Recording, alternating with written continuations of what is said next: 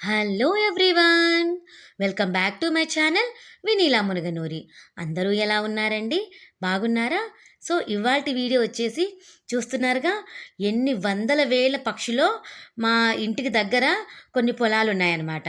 ఆ పొలాలలో మాదంతా నల్లరేగడి భూమి కదా, దాంట్లో శనగ మాత్రమే వేసుకోవడానికి కుదురుతుంది. అందుకని ఇప్పుడు శనగ వేశారా, ఆ శనగ పంట మీద పురుగు ఉందంట. ఆ పురుగు తినడానికి ఇప్పుడు పక్షులైతే వచ్చేసాయి. ఈ మధ్య 2-3 రోజుల నుంచి ఇలా పక్షులు వస్తుంటే గమనిస్తున్నానమాట. ఎందుకు ఇలా వస్తున్నాయని పక్కన ఆంటీ వాళ్ళని అడిగితే, శనగ పంట మీద ఉండే పురుగు మొత్తం తినడానికి వస్తాయి. ఈ పక్షులు పురుగు తినడం వల్లనే పంట కనీసం చేతికన్నా వస్తుంది, ఎంత కొంతలో కొంత అయినా. అందుకని ఈ టైంలో పక్షులు పంట మీద పడి వాళ్ళన కూడా రైతులు ఎవ్వరు ఏమి అన్నారు. పూత పిందె వచ్చిన తర్వాత మాత్రము కొంచెం కాపలా ఉంటారు అని మా ఆంటీ గారు చెప్తున్నారనమాట. మా ఆంటీ గారు ఆ మాట చెప్తుంటేనే నాకు ఒక మాట గుర్తొచ్చింది. రోబో 2 సినిమాలో అక్షయ్ కుమార్ ఒక డైలాగ్ చెప్తారు. పక్షులనే లేకపోతే కనుక పంట అనేది ఉండదు. ఈ పక్షులు పంటలో ఉండే పురుగుల్ని తినడం వల్లే మనకు పంట అనేది మిగులుతుంది. ఈ పక్షులే లేకపోతే కనుక ఆ పురుగులు తప్పితే పంట మిగలదు.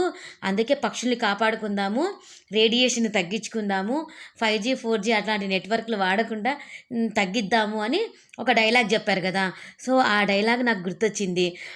నిజమే కదా, మనం చేసే మన అవసరాల కోసమని కొన్ని వేల పక్షుల్ని వాళ్ళ ప్రాణం అయితే పోతుంది కదా అని నాకైతే అనిపించింది అనమాట.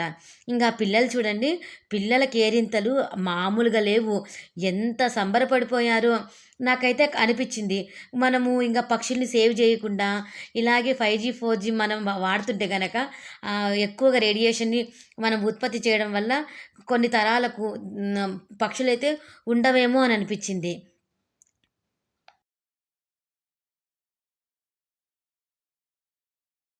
ఈ పక్షుల గుంపుల్ని చూస్తూ పిల్లలు నేను సంబరంగా సంతోషపడుతుంటే మా పక్కింటి ఆంటీ గారు అన్నారు, ఇవేమమ్మ పక్షులు, ఇంతకుముందైతే కొన్ని లక్షలలో పక్షులను మేము చాలాసార్లు చూసాము, అప్పుడుతో పోల్చుకుంటే ఇప్పుడు పక్షుల సంఖ్య చాలా చాలా తగ్గిపోయింది.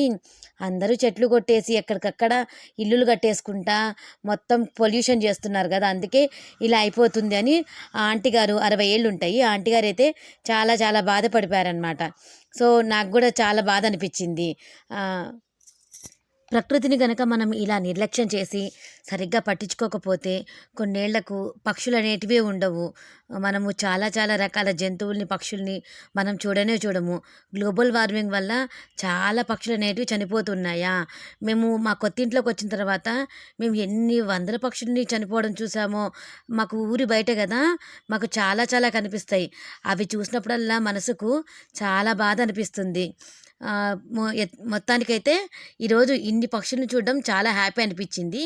ఇంకా కొన్నేళ్ల తర్వాత ఇవి ఇంకా బాగా పెరిగి ఇంకా మంచిగా పక్షులు అవ్వాలని అయితే కోరుకుంటున్నా.